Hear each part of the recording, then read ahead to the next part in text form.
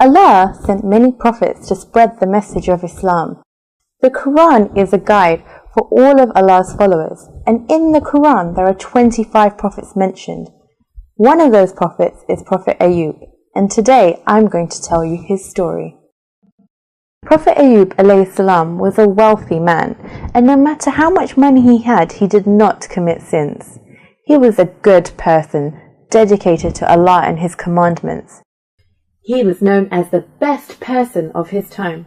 Allah had given Prophet Ayub many gifts. He was healthy and had a good wife, a home, farmland and animals.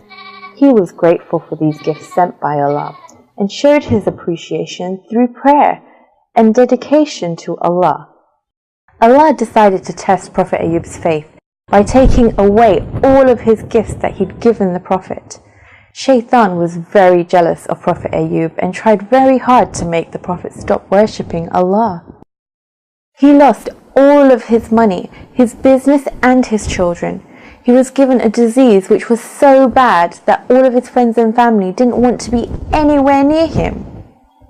He was very lonely, and with no one to look after him, he was in a lot of pain from the disease. But even though he was going through all of this, his faith stayed strong in Allah, always trusting and always praying to Him and Him alone. He had passed Allah's test. Prophet Ayub begged Allah for help, and Allah responded. He ordered Prophet Ayub to strike the ground with his feet. When the Prophet did this, a miracle occurred, and a spring appeared, but that was not the only miracle. As Prophet Ayub bathed and drank from this water, his disease was cured.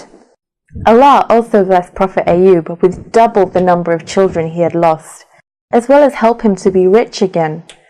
By being a loyal follower of Allah, Prophet Ayub became successful again, and this is a great example for all of us to trust in Allah even when times are hard. To learn more about the prophets, watch out for more prophet stories in this series.